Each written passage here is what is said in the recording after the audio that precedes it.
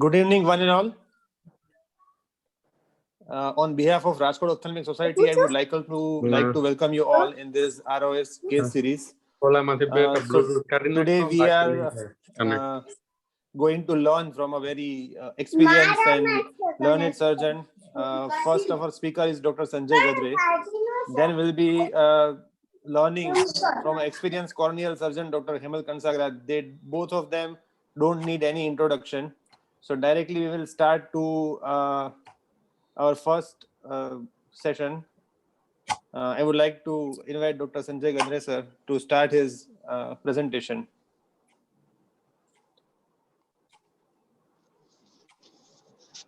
Thank you. Thank you, Suketu bhai. Thank you, Dr. Mukesh Porwal, for giving me this opportunity to talk to the ROS members and share my experience in the scleral fixated PCIOL.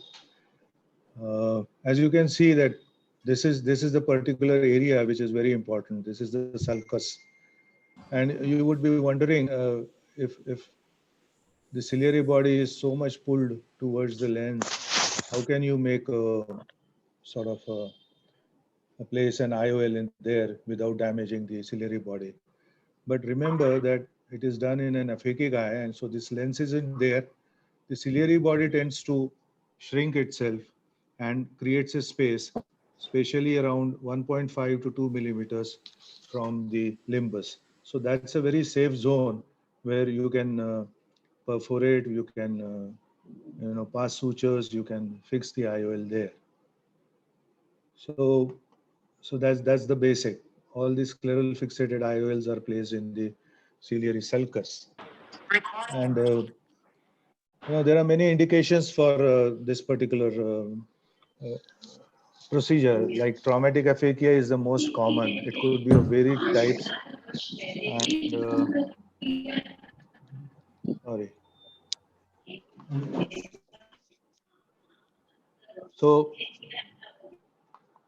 it could be of varied types. It is associated with iris trauma, iridodialysis, or loss of tissue, and associated sometimes with corneal lesions also. Post-vitrectomy aphakia is another common indication where you're not sure when you are doing the vitreoretinal surgery whether this particular retina will settle or not, and you have to sacrifice the lens for complete vitrectomy and for sometimes even the gas producing or the air producing cataract on table, and therefore you have to remove the lens or the natural lens. Drop nucleus and IOL are another indications. IOL especially, now we have been seeing more and more dropped IOLs because patients who have pseudo exfoliations, say they are operated at the age of 50 or 55, when they are 70, they come with dropped IOLs. So that type of cases are also coming. And then there is another common entity like complicated cataract surgery with large posterior capsule rupture. That is becoming rare and rare because the surgeons are becoming very proficient in phacosurgery. And so that's not very commonly seen unless there is some sort of unexpected complication. And then because of trauma, there could be, or some of the congenital ones as well, where there's a large subluxation of crystalline lens. So these are some of the situations where SF-IOL is the preferred one. There are only true contraindications that I can think of. And one of them is scleromalacia that you see sometimes with scleritis, deep scleritis. And second is that there are multiple surgeries. Then the conjunctiva is sort of fibrosed. Now, there are a few types of IOLs that are 3 or 4 types which are very commonly used for SF-IOL.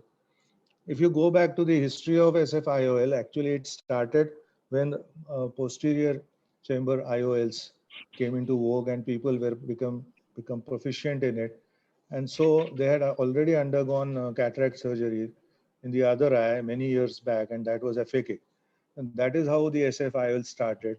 It started with a 3-piece or 1-piece lens to which the suture was tied, and by railroad technique, the lens was sutured to the sclera. Then, of course, after that, these islets in the lens came, and now this is still being used in certain situations where then this is the most commonly used lens, the three-piece IOL. The aqueous IOL is being more and more used because there were certain drawbacks with the three-piece IOL. And the fourth one was the scleral tuck IOL, which is a new design and has been designed by Dr. Shah and Dr. Rana in Ahmedabad, and there is one Dr. Nivian from Chennai who have also devised it. In SFIOLs, what we encounter, the problems we encounter is that there is a steep learning curve, especially for an anterior segment surgeon who is not proficient in spending enough time on a patient. Like the surgery would take anywhere from 40 minutes to 1.5 hours, depending on what problems you face. So anterior segment surgeon gets restless with that. So therefore, and he doesn't have practice of using both hands. So he has to develop that. Then anterior chamber maintainer is a must. If you don't use the anterior chamber maintainer, there will be a lot of problems on table. Then there are a lot of threads which are used, and they are put in the eye, and there's sometimes there is an intertwining of threads, and so the procedure becomes very long. So how to avoid it, how to be patient about it, you have to learn that. Intrascleral fixation, since the IOL is three-piece, uh, is very popular and has been popularized by Dr. Amar Agrawal. The only problem with that lens was that there were problems. We are not very good in it, but optic capture was a very common problem. And therefore, this 4-point fixation of the Acryos lens came. There is steady fixation, less phacogenesis, and less optic capture. Uh, so we will go through 5 or 6 scenarios where there were, like all new procedures, there were difficulties. The first thing very important is that you have to mark the horizontal meridian 180 and 360. You always have to fix an anterior chamber maintainer. Then you mark 2 millimeters from the limbus. And if you want to have a 2-point fixation, then you mark, say, 4 millimeters apart, 2 more marks. And then the puncture is made with a 23 gauge MVR blade. Now, AC maintainer is very important because if you puncture it otherwise, then there is a very high chance of bleeding. So the bleeding is avoided if you maintain the intraocular pressure. Once that is done, then I'm showing a single piece IOL with an eyelet in the loop. And what I'm using is a Gore-Tex suture. Gore-Tex is a 6-0 suture, which is very commonly used in cardiovascular surgery, but is an excellent suture for SFIOL. I'll come to that a little later. So what you do is you catch the 2 loose ends, pull it out, and do it on both sides. And then, now if you are putting a PMMA lens, then you have to enlarge the incision. So this is actually done when, for some reason, either the IOL, when you are removing in a dislocated IOL, or otherwise you have to enlarge the incision, then this particular lens is good because its centration is good, its stability is excellent. It's just that it is not an ideal 4-point fixation. It is only a 2-point fixation, and therefore there could be a slight tilt of the lens. Uh, Once these sutures are passed, they are tied, and you gently tie the knots because there could be sometimes over tightening which can cause a little decentration, and so the pupillary area should be completely covered with the optics. Once that is done, you tighten the sutures. It is usually, if you can take four 4 times you tie the knot, that's better, but 3 is also enough. It could be 3 throws, 2 throws, and 1 throw, that manner. And then the good thing about these sutures are they are very malleable, they are soft, they don't jut out, and the knots can be buried into the openings that we have made in the sclera. So knots go inside and then they don't irritate. Now the question is why shift to Gore-Tex? Because Gore-Tex suture is a unique microporous non-absorbable monofilament made of expanded polytetrafluoroethylene or PTFE, the same proven material used in other Gore medical products. Basically, it's used for cardiovascular and neurosurgery, especially to suture the dura. But because of its non-absorbable nature, it is much superior to Prolene. Its Prolene tends to degrade over a time, and therefore, the initial cases that we did with Prolene, they showed about 20% or 27% of them showed subluxation or dislocation over a period of time.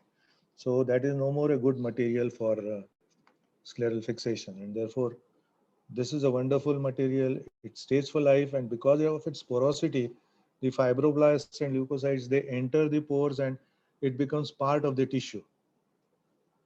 This is another case where you can see that a scleral flap has been made. We are going to implant a 3-piece IOL. Now, if you are starting doing this particular, then you need not actually put a foldable lens in a foldable manner. You would put it in a normal way. Now, this is the typical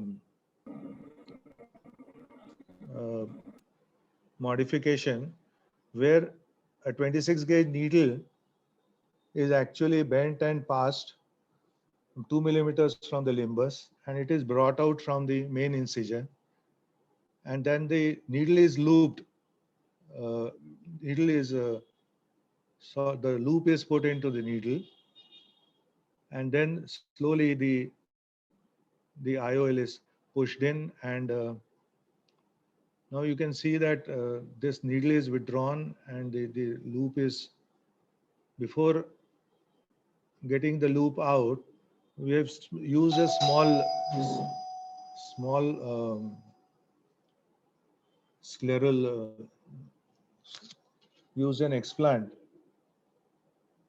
a silicone explant, so that it holds the loop and it doesn't slip back into the anterior chamber. I'll show you one of the cases where it did really slip, and since the effort is unnecessarily increases. So the same manner the other side also, but you have to see that the needle comes out without taking the tissue with it, and therefore the iris repositor was used, and in the same manner the particular loop is threaded into the needle and it is pulled out.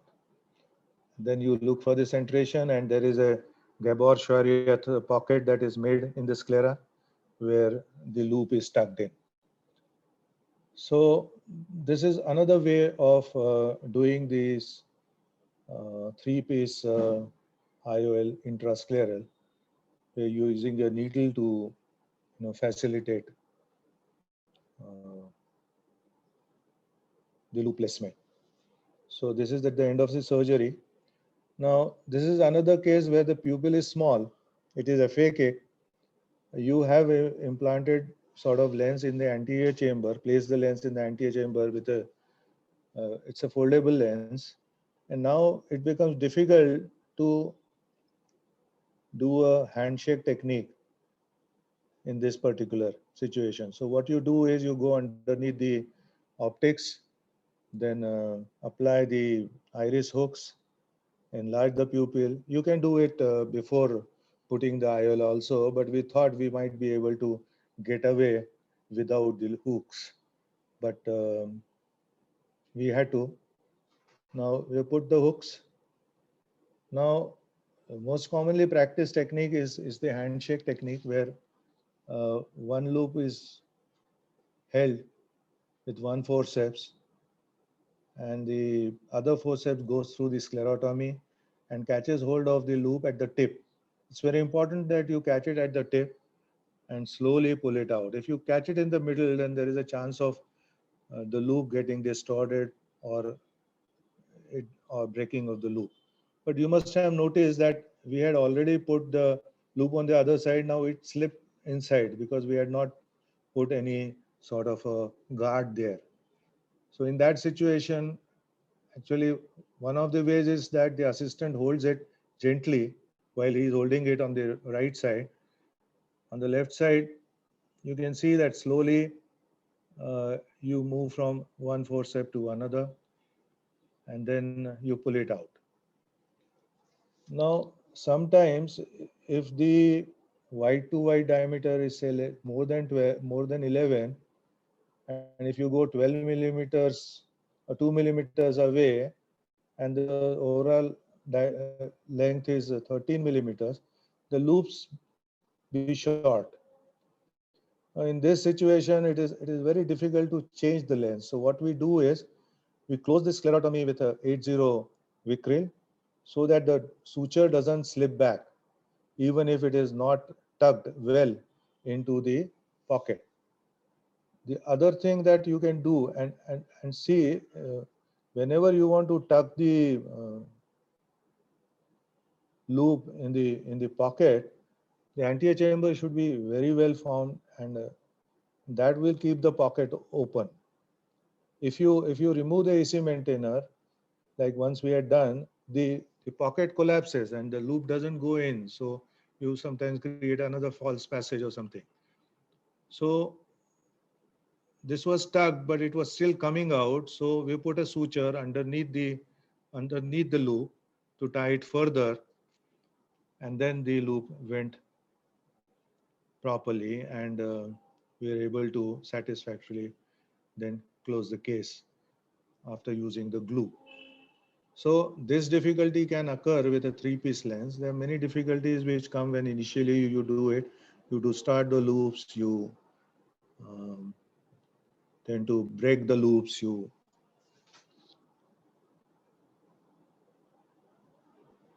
so this is almost done. Do it the same way in the other side, and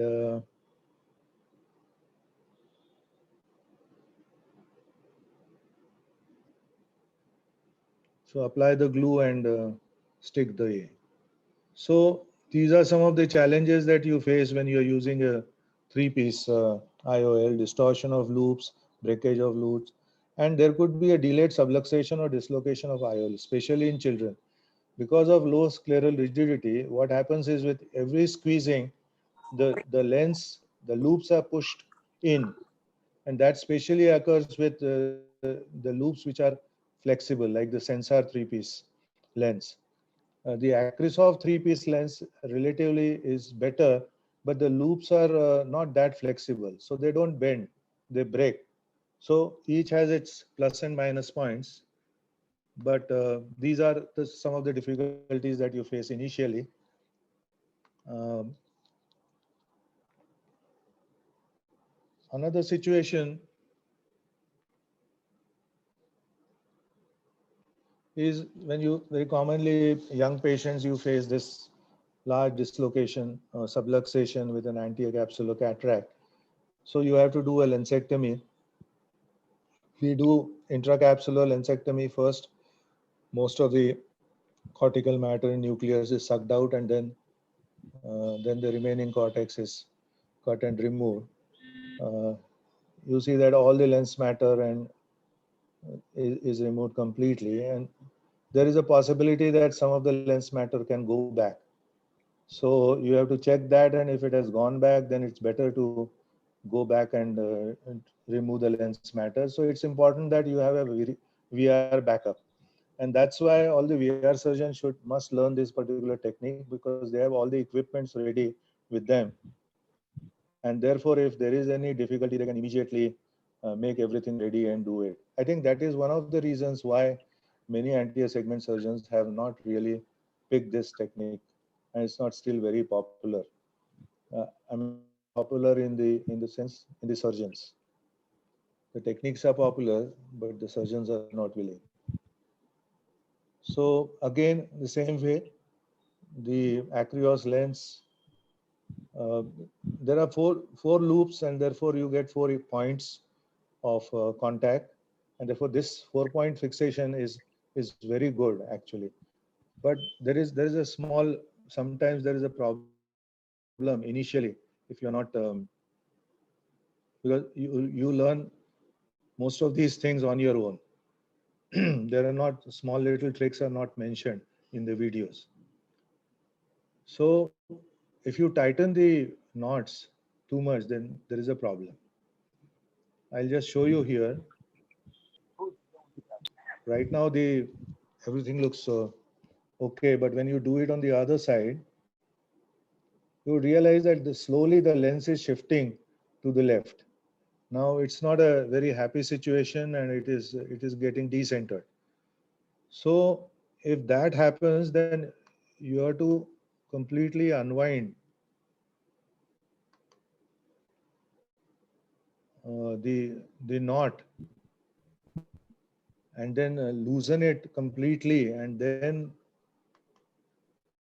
once you have done that, you will see that slowly the lens comes into the center, and then very gently tie it. So the trick is that you don't tighten it too much. You have to just hold it there, and even if the suture appears loose, doesn't matter. Don't tighten it the way you used to tighten the Proli lens. Keep it loose. And the beauty of these knots is that are very malleable, soft. They get buried in the uh, stab incision that we have made in the sclera. You can see that they can very easily, you just tuck it in and they go inside. You just tuck it in and they go in. So, so the lesson learned is that you have to titrate the loop tightening curve carefully for better centration. And sometimes if you tighten it too much on both sides, it can cause anterior buckling of the haptics, leading to high astigmatism due to lens distortion. Now, that's a very difficult situation. And I'm waiting for a patient of mine who developed this for it to go back. But one of the solutions could be that if there is a posterior sort of a buckling, then maybe the astigmatism would be less. So with a needle, I'm going to push the lens back and see. And if it doesn't work, then you have to, remove the sutures and put new ones. But that would be a long surgery again. So this can perfectly be avoided by tightening the sutures loosely.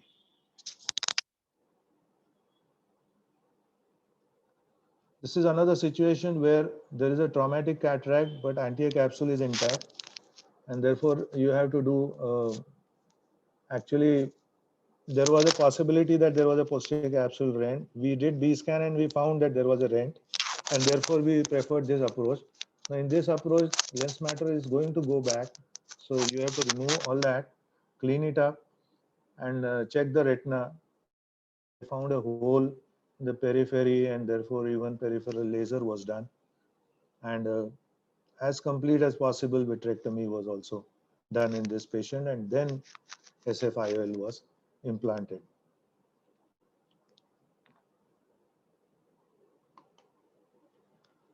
Again, Acryos uh, lens with 4 loops, the same technique. Sometimes what happens is that you can see now, we're trying to remove this lens because the threads came out when the lens was being implanted. And now when we're trying to remove the lens, it fell back. So again, the importance of VR surgeon, the backup. Now this particular lens was lifted with a backflush cannula by increasing the suction, and once you take it in the center, then you can hold it with the forceps, take it back, bring it out of the eye, and then put it back in. So this problem can also occur with any lens, and therefore it's important that the ends of the sutures are very long. You will be surprised to know that Gore-Tex suture is about 30 inches long, that is 2.5 feet long. So you can have long sort of Gore-Tex pieces, but let me tell you that this is off-label use of Gore-Tex. It is not meant for ophthalmic surgery, but it works beautifully in the eye. And these pieces you can actually ETO sterilize and wash it and use it. So suture end should be long, then this particular thing will not happen, because sometimes it gets tugged with something and the suture comes out. So you can again place it and then everything is okay.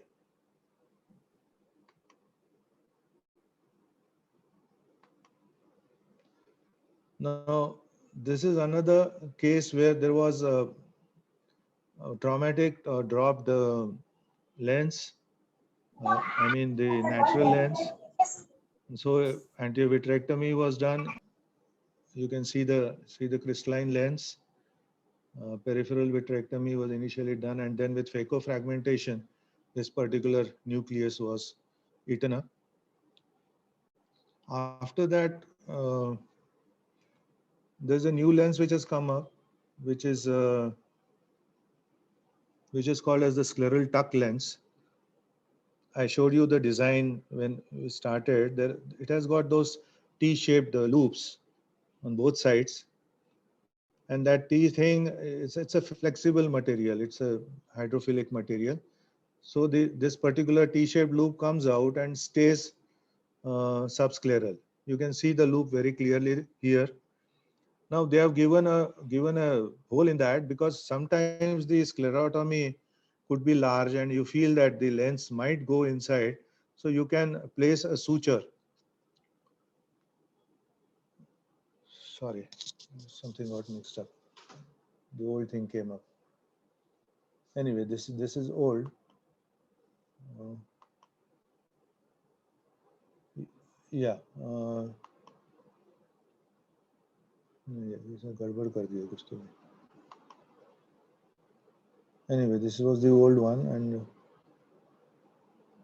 yeah, this is what is one side. This is the other side. I think there has been some mix-up in the video, and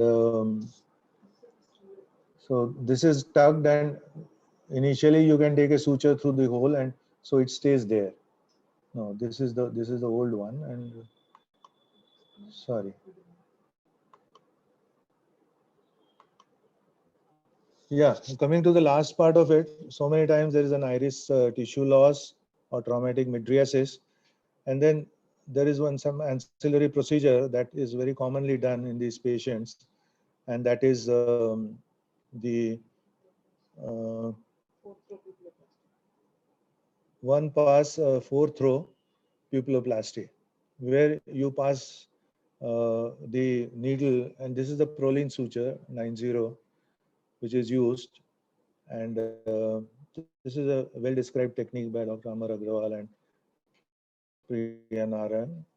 And then you pass 4 throws through that and then pull it from both sides, and the knot stays. And this knot is then cut with the micro scissors. Usually vitreous scissors are used for cutting this thread.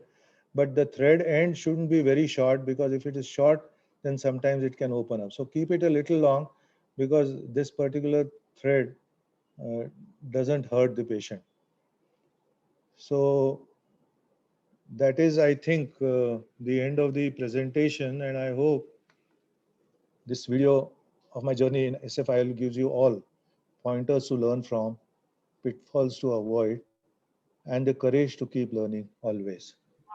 I would take this opportunity to thank Dr. Devyani and Dr. Dhruv for helping me with the presentation. Thank you. Thank you, sir. And let me congratulate Dr. Vimal Vyas once again for being honored this evening. Thank you. Thank you. Thank you, Gadre sir. Those were excellent collection of very tough cases. You have made excellent videos out of that, but I can assure the audience that none of those surgeries are any easy. Years of experience has gone into developing those techniques and adapting to those techniques. And the nice part to know is, sir has adapted even the latest scleral tuck technique and the bent needle haptic technique. We can't hear you Whatever- well. You will have to repeat what you said, because I'm sure. Sorry, sir. Am I audible now? Mukesh, Yes, sir. Hello. Sir, you may be mute. Sir may be mute, I think. No, you are audible, sir. Purval, You're sir, you are not audible. Okay. Sorry, there may be an audio glitch somewhere. What I wanted to say was, Dr. Gadre sir has shown excellent videos of very, very tough surgeries. These surgeries take a lot of time to do, a lot of patience, a lot of persistence, and generally many people give these surgeries up after 2 or 3 attempts, and then they don't proceed further because you don't get that enough adequate experience, because you have to learn step by step to improve everything. And the good part is, sir has adapted to the latest in scleral fixation techniques. I'm sure he started with the first, with the glued IOL, and now he has adapted to the scleral tuck, intrascleral fixation of the haptic and all that. So really excellent. But I was surprised that you have not shown the Yamanis technique. Yes. no, actually, I am not that dexterous. And therefore, I thought that maybe I'll create more complications with that, because that needs great precision and great surgical hands, which unfortunately I do not have. So I'm sure you have. I admire that technique. But there are so many actually new modifications which have come, which look very, very, very promising. But I would urge the youngsters to develop that dexterity so that they can effortlessly do that. Because a small mistake in that, and then you will have to, imagine in Yamana's technique, if you have not opened the Taiwa and you are doing everything, because what I realized is that having the left loop inside was easy, but putting the right was very difficult. When I talk to people who were trying to do it, and in the process you can break the sort of loop, and you now you don't have that much of patience that you spend 2 hours on learning a case. So frankly, I have not tried, but I'm encouraging Dhruv and Devyani to pick it up and do it. Now, with I'm the aware of the technique, and there are many other. yes, yes, of course. With the 27 gauge trocar cannula system, it's a bit easier to adapt to. You can use that, and I'm sure many people are using, probably Dhruv and others would use it too. Now, For Yamana's technique, yes, you saying? yes, yes. I see. That trocar cannula But has. Yamana himself doesn't I- use that. Can I have one comment? Yeah, Yes. please, Manoj. Okay, what Mukesh is telling is, when you pass the 30 gauge needle, and by the railroad technique, you put the haptic in that needle. Instead of that, use the 27 gauge trocar cannula. I see. This is what he is trying to tell. Yeah. Isn't it, Okay. Mukesh? Yes, yes, and you can use the 27 gauge forceps also, actually. So it is slight modification, and some people, actually many people have already described it. It is not my modification. Some Yes. people have already Yeah, shown it. must be. But, Sir, you you know, have you have sorry. tried with 30 gauge needle, or you have never tried Yamana technique? Me? Yeah. You're asking me? Yeah. Frankly, no, I am not. Now that you are encouraging me, I'll do that. Because I'll I'll do give it. a tip. Because The 30 gauge needle which we routinely use for the intravitreal injections, Hmm. that needle is not going to be easy. There is a special needle for that. If you wish, I can send. I got it from US, and that is specifically used for Yemeni technique. So I can send you needles. Okay. You try with Okay. that needle, and the procedure definitely it's very demanding, but I think surely you will be able to do with this needle. I think somebody should demonstrate it in the next meeting, maybe, Yes. because You can put up a I video. you know, I I know that it is challenging, and therefore I somehow thought that I'll first cut the conjunctiva and do the same technique, and then as I have become proficient in it, then I'll not, I'll just puncture the conjunctiva and do it. That is what I thought, because you don't want to keep the loops under the conjunctiva. and If one more your comment.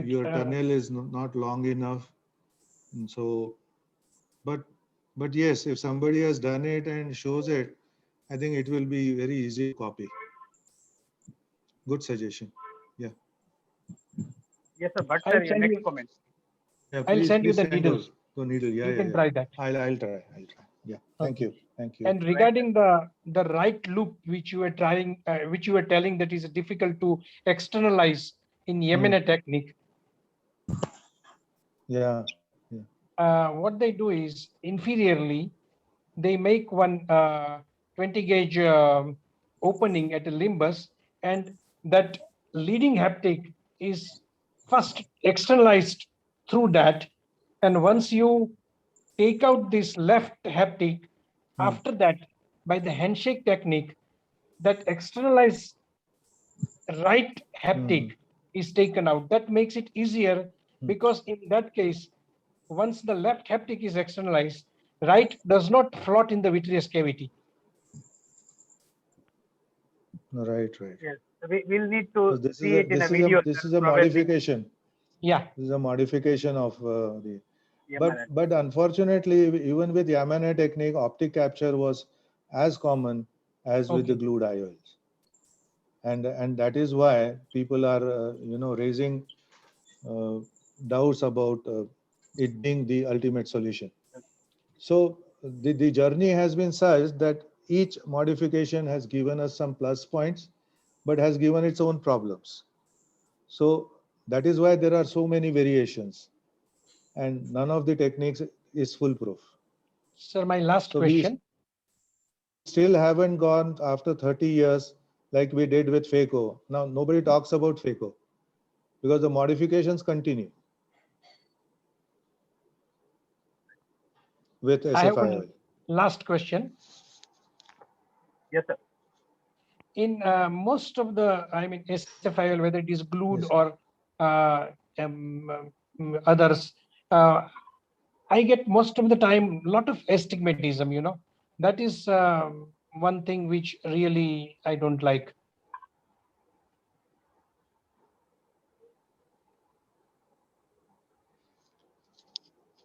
Astigmatism tends to be common if you haven't put a foldable PCIOL. One. Secondly, it is common if there is the placement of the loops is not exactly at the same sort of level. 1.5 to 2 millimeters if it is exactly not that. And third, of course, is the fact that three-piece lenses are having they have this anterior vaulting that takes place, which could be unequal. And that is one of the reasons why the optic takes place, because there is anterior vaulting in these cases, and therefore the lens optic position is tilted. Yes, and most 2-point I mean, fixation that is what I feel. would have a lens tilt invariably, I would say. The 4-point fixation probably will have less, but even in that, sometimes you can have lens tilt and astigmatism. Yeah, if you do too much of tightening, then you get. Yes, that is a good point, sir, that the knot has to be finalized after the second knot. The first knot has to be finalized after the second knot. Yeah, that if it is and too tight it shouldn't be initially, as then it tight will. as we are used to, we are used.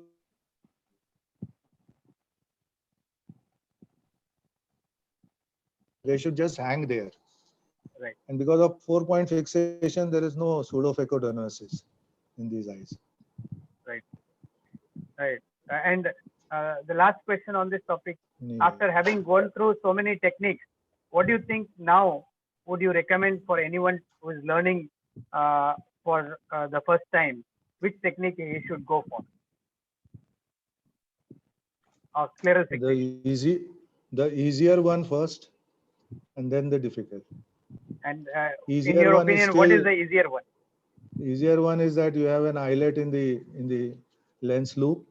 You pass a thread through that, tighten it, take it out from the sclera and tie it. That's the easiest way. Previously, we used to do railroad. Now you don't have to because 2 forceps can be used Right. and taken out. And so that I think is the easiest in the present scenario. And then, of course, once you are familiar with that, then you can go for any of the. If somebody is able to master in that full technique, but then you should be ready for those optic captures and sometimes, and I think 3-piece IOLs, the glued IOLs should be avoided in children. When you look at the long-term things, I think Acryos with 4-loop fixation with Gore-Tex is ideal in children. Yeah, that is what I was interested in knowing. I thought so that you would say that. Right, sir. Yeah. Thank you so much for extensive collection of cases and the experience that goes with it. I'm sure we can have a longer session for these tough scenarios. Yeah. But in the interest of time, we would like to move on to the next case by Dr. Hemal Kansagra for the new bugs and new drugs in cornea. We'd like to invite Dr. Hemal Kansagra, well-known cornea surgeon, and he's been doing a lot of work around cornea for many years now. So what he says could be the final word on this topic. Dr. Hemal. Yeah. Good evening, everyone. I am audible. Yes, yes. Hello. मेरे को निकाल दे अभी। Hemal, you're Yes, audible. you are Your slides audible. are synced. Okay, you can see my slides, sir. Yes, we can see. Rest of, please mute yourself. Rest of audience, please mute yourself. Yeah, good evening, everyone, and thank you, Dr. Porwal, sir, Dr. Suketu. It was excellent talk from Godrej, sir, and I was lucky to be a part of this along with him. We have so many participants today. Making it simple and sweet, will not take much of the time. Just a few case scenarios where we come across of patients with different type of presentations, because now we see corneal ulcers where they are not as usual as we used to see before, and the presentations are different because we have newer type of fungal infections. And when we see the cultures, if we do the plating, when we do a therapeutic keratoplasty, we can just a slide so that we can appreciate the different patterns of fungus or bacteria on the culture plates. Actually, the microbiologist will help us. So this is just a idea to get us that I usually try to preserve the pictures of the cultures which come out positive. So this was a good case, a young girl who came with a history of foreign body removal by nail. As we all know that usually foreign corneal ulcer patients, they have something or other treatment by a quack. And she presented 5 days later, small corneal ulcer on the temporal side in the left eye, was on moxifloxacin and topical fluconazole. So I added natamycin and voriconazole, thinking that it is just a plain simple ulcer and it will heal off. But the patients are more smarter than doctors. Like she lost to follow up. She was consulting multiple places because she was young, so they were also worried. that if they get the multiple opinions, it would be better. But they came back again after almost 10 days, and then it made my life easier because the presentation was like getting more and more clearer. Because if I have shown the arrow marks to appreciate the type of infection which we are seeing on the eye, that is where we can see a central white infiltrate with raised margins. We can see small tentacles in the periphery and a typical guttering, which we usually don't come across in all corneal infection patients. This is the scraping images of the same patients, where I would just like to highlight a few things. That we can see the folds, which are typical a ribbon, which we have a red or black color ribbon which gets folded on itself. So these fungus filaments, they are like folding on itself. They are long and sparsely or aseptate. This was a typical case of Pythium, a newer type of old, which we used to call it as a fungus, but now it's a oomycete, and with a zygomatous fungus-like feature. The difference here is, no, these fungal infections, they don't respond very well to natamycin, voriconazole. And in such patients, we try to use linezolid, a ready-made available preparation of injectable linezolid and topical azithromycin. Sometimes it works well with doxycycline also, minocycline, tigecycline, and mupirocin. But usually these infections are slow responsive, so it takes time to heal. That is what the main thing we need to tell to the patient and their relatives. And sometimes we feel that guttering appears to perforate, but usually it doesn't happen if it responds very well.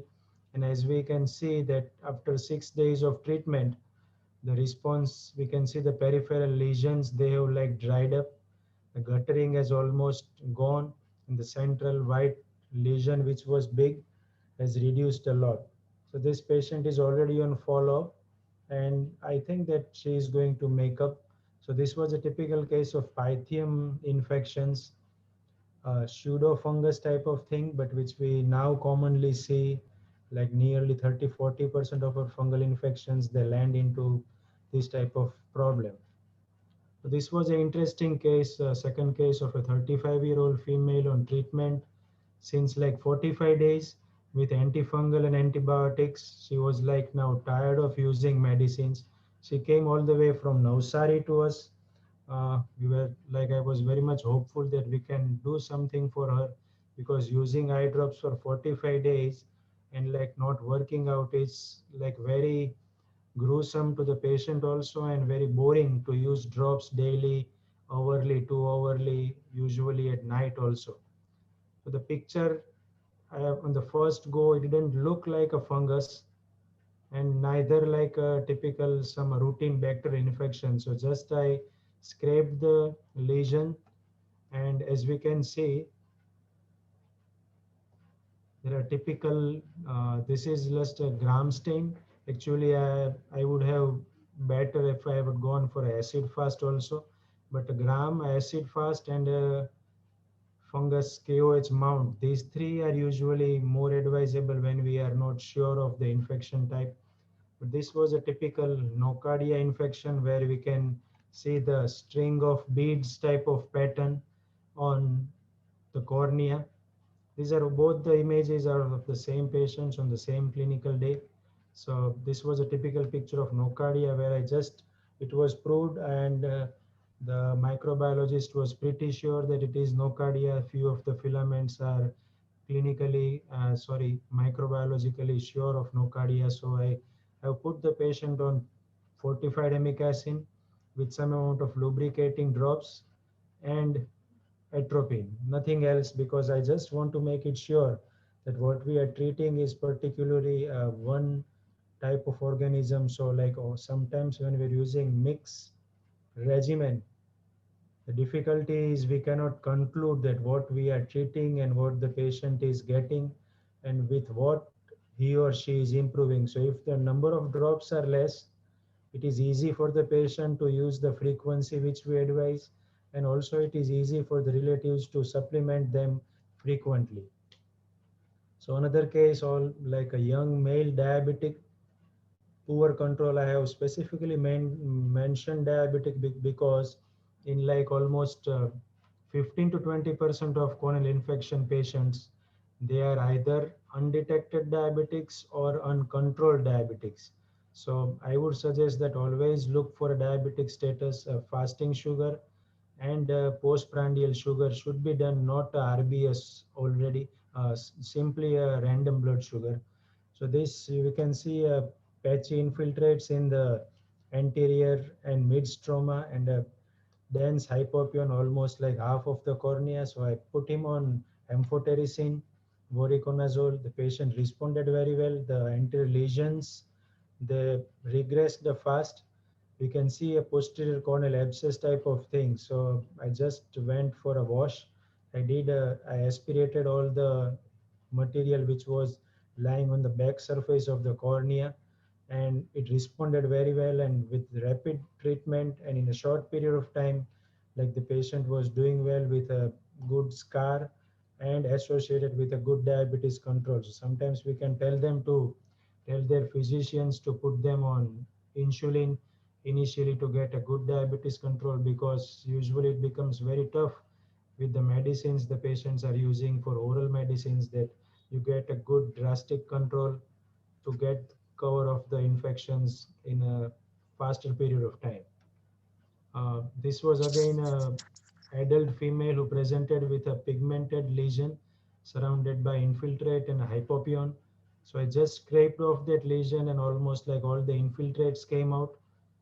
And with drops, I scraped off the lesion and started antifungal and atropine. And she had excellent resolution of the hypopyon and the corneal infection. So sometimes like scraping off repeatedly also works well. Making the regimen limited, not using multiple drops, and sometimes like getting pretty sure that what you are seeing and what you are doing should be like on a conclusive line, so that sometimes you are not putting the patient on too many medicines. Because if we see this patient, like it sometimes looks like fungal also, and sometimes might be some picture might give a view of a viral infection with a secondary bacterial infection also. So putting them on antiviral would be like again a problem, because we will be compromising the ocular surface too. So these were the 4 cases which I thought of sharing in this time. I hope everyone liked it, and thank you very much. Thank you, Hemant.